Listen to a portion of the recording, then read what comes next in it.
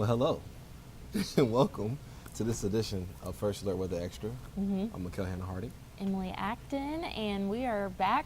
We had a week off, had Masters going on, so lots to cover that week. But we are officially back and excited to join you guys for this episode of First Alert Weather Extra.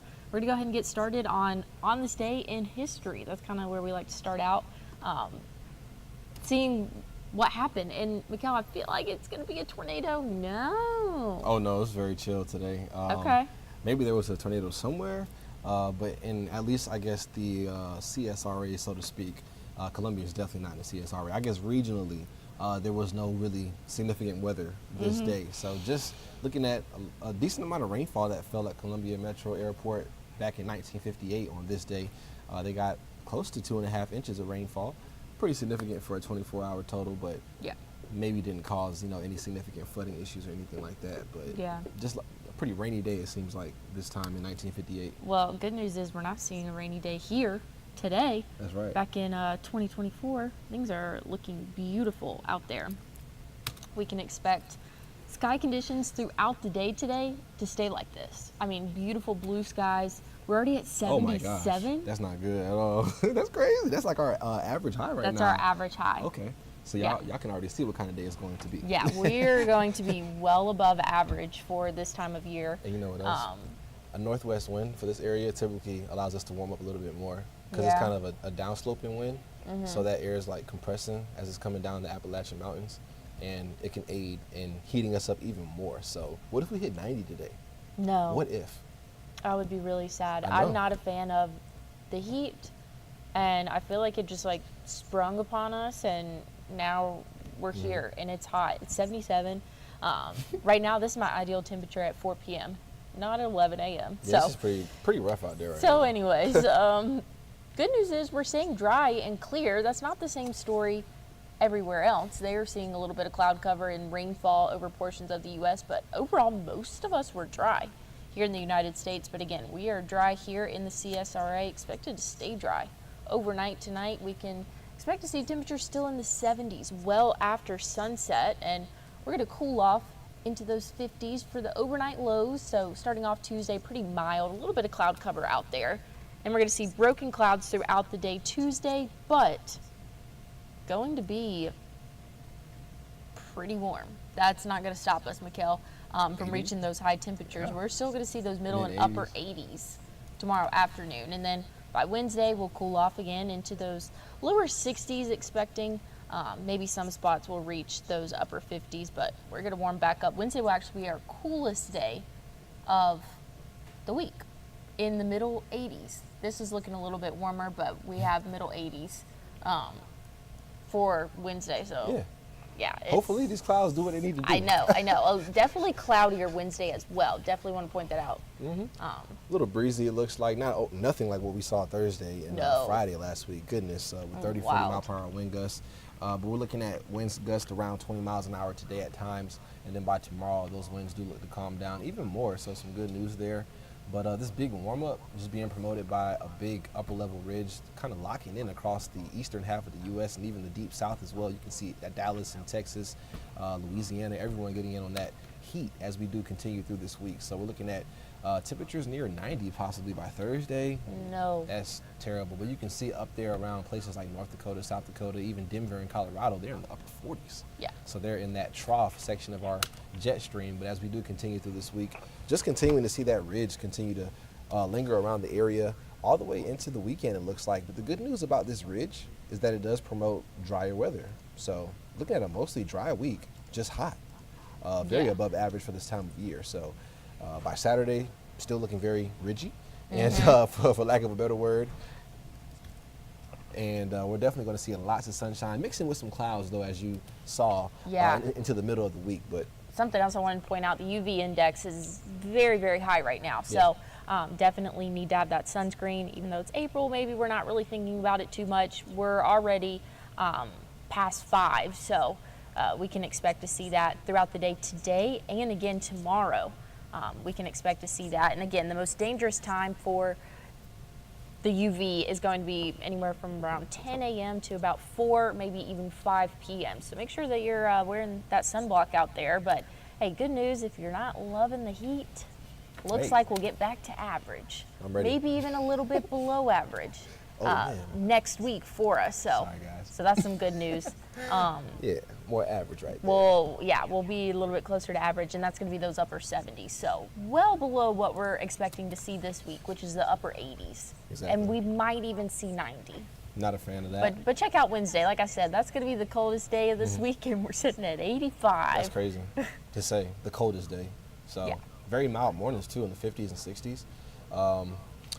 I'm interested to see just what our average low is. I know average high typically in the upper 70s right now. I think like right around 77, 78. Average low, right around 50. Yeah. So we'll A be little bit almost 10 above degrees average. above average, if not 10 degrees plus some mornings all week. So a very above average week shaping up for us. But I'm holding on to next week. Yeah. But you can already see Sunday, that's going to be our next best chance of some measurable rainfall. And that's going to cool us off a little bit. And I think that's going to kind of get us started into a more average week next week for us. But really, we're staying dry. There could be an isolated sprinkle, not even a shower, an isolated sprinkle Wednesday. But other than that, we're not going to see any measurable rainfall again until Sunday. So very dry, very hot week for us. I think we're looking good on the drought monitor. But just kind of throwing that little tidbit in there, we'll definitely keep an eye on it this week because it's going to be hot. We will. Well, we are going to get into some stories that we do have for you guys. Of course, you know, we have one story for today, so definitely a little bit of a lighter episode, but we'll get back more into the swing tomorrow as we bring back Nick Proto. You know, he's just taking a well-deserved day off after a long week of Masters coverage, so no surprise there, but I'll let you go ahead and introduce the video. Yeah, we have a really, really interesting video from Slidell, Louisiana. They saw some severe weather. I think it was early last week, mid last week, and they actually got some body cam footage. You know how we had that rainfall overnight Wednesday into Thursday? They saw it kind of really early Wednesday. They had some severe weather, numerous tornado warnings, but this one was actually a confirmed tornado that we're about to see, and this is a police officer coming in after and surveying the damage, but also checking on everybody, make sure that they're all okay. So it's really remarkable to see kind of like that eye level of what first responders do in the aftermath of a tornado that literally just happened. So it's going to be interesting. We'll take a look. Running towards danger. No surprise there for law enforcement, emergency services, but let's take a look at it. I mean, you had windows shattered out of all the businesses, out of other cars. And it was a little overwhelming at first, but you only have a little bit of time to think. West has served 2 combat tours and says he was scared to ride at this twister. And I mean, it was overwhelming. It was a lot to take in, and it was like, where do you start? West runs from business to business, making sure everyone is okay. He eventually makes it to the McDonald's parking lot where a vehicle is flipped over. Feel like you're hurt? All right, you scared a little? All right, then me too, okay? You'll be all right. And when somebody's in a situation like that, they need I guess that kind of calming figure or somebody to look to that, you know, it's kind of letting them know that everything's going to be all right. Holy cow. West says the tornado was worse than riding out a hurricane. I even went out in the middle of Hurricane Katrina. This one was different. It was a lot of power concentrated into a much smaller area.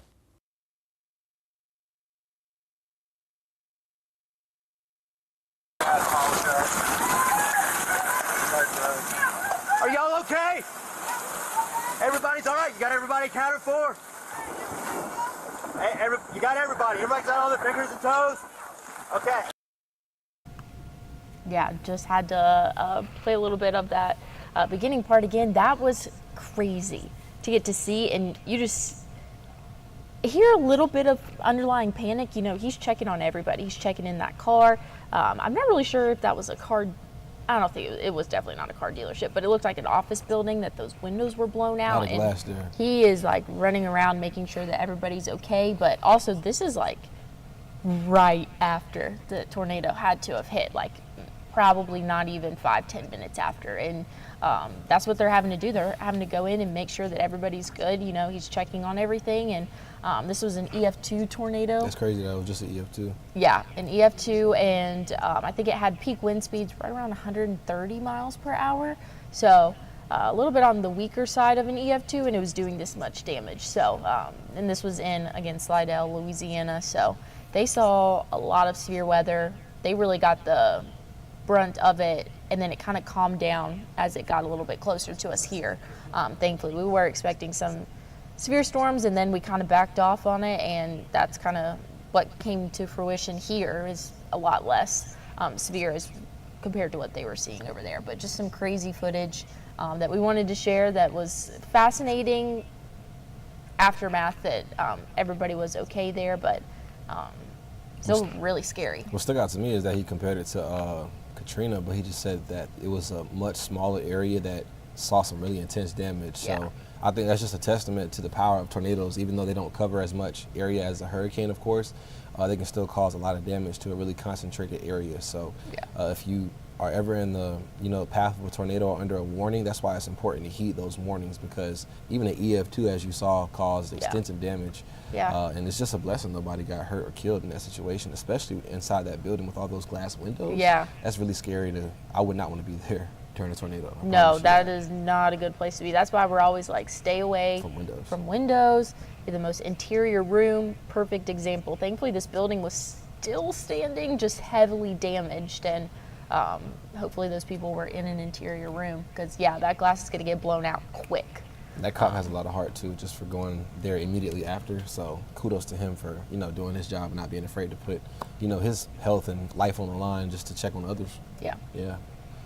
Definitely interesting tidbit to share. In lighter news, we always end the show on Phoebe and Friends forecast. Today we have Miss Phoebes here, and she gives today a green paw print. Definitely need to make sure that the owners are staying hydrated.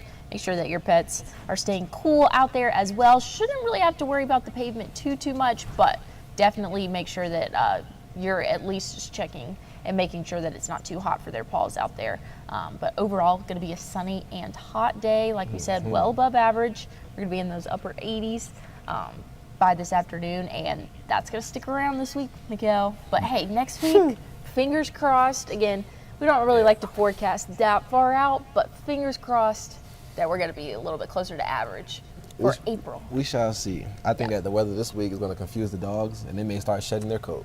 Oh, yeah. Getting ready for that summer coat, because it's going to feel like summer this week, honestly. Yeah, definitely gonna be a warm one. But that's all for this episode. Thank you guys for joining. We'll be back with the full crew tomorrow.